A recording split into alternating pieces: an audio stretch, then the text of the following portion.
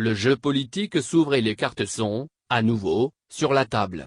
Le jeudi 12 mars 2020, Alassane Ouattara a imposé, sous des allures de démocratie, Amadou Gon Coulibaly, son homme lige, comme candidat à la présidentielle du samedi 31 octobre 2020 pour le compte du RHDP, la majorité au pouvoir.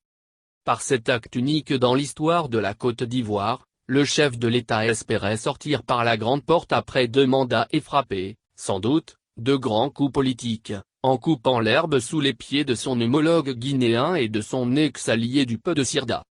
En effet, Alpha Condé, le président de Guinée-Conakry, était accusé de vouloir remettre les compteurs à zéro pour solliciter un 3e mandat. Quant à Henri Konan Bédié, il était soupçonné de nourrir des velléités de candidature. En se montrant beau joueur pour passer la main à une nouvelle génération, Ouattara croyait pouvoir faire habilement d'une pierre 2 coups. Mais il a fait chou blanc. En Guinée, le référendum du dimanche 22 mars 2020 a adopté une nouvelle constitution qui n'empêche pas Condé, élu le 7 novembre 2010 et réélu le 11 octobre 2015, de briguer, à 82 ans, un autre mandat en 2020. Le samedi 20 juin 2020, autre coup de massue en Côte d'Ivoire. Bédié a accepté d'être, à 86 ans, candidat de son parti pour la course à la présidentielle à l'effet, a-t-il dit, d'accomplir une mission de salut public.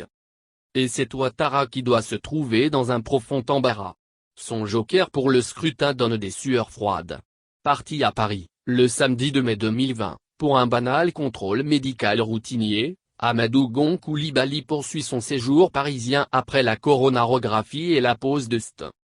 Dans ce flou, une rumeur, véhiculée le mardi 2 juin 2020 et attribuée au bimensuel La Lettre du Continent, a secoué la classe politique. Elle annonçait que Ouattara briguerait un 3e mandat. Était-ce un ballon d'essai pour sonder le terrain?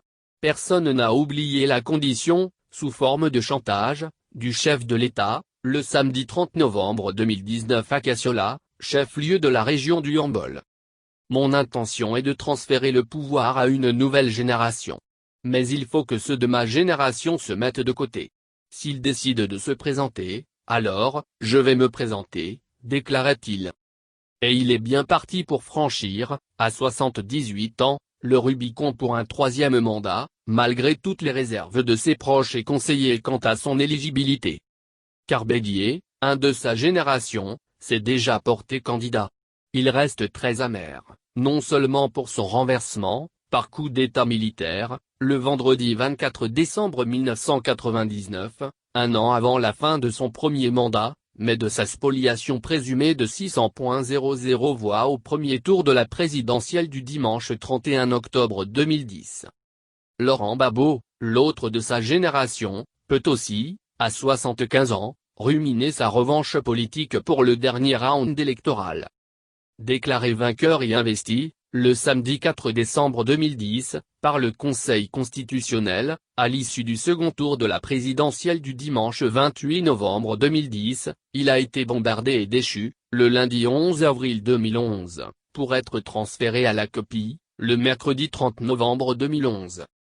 Il y est en ballottage très favorable. En compagnon de Charles Blé Goudé, il a été acquitté, le mercredi 15 janvier 2020, de toutes les charges. Et, libre de tous ses mouvements depuis le jeudi 28 mai 2020, il pourrait rebondir à l'issue de l'audience de la Chambre de la Cour, ouverte le lundi 22 juin 2020, pour déterminer si son procès peut reprendre, comme le souhaite Fatou Bensouda, procureur de l'ACPI qui a interjeté appel, ou s'il est définitivement clos devant la vacuité de l'accusation.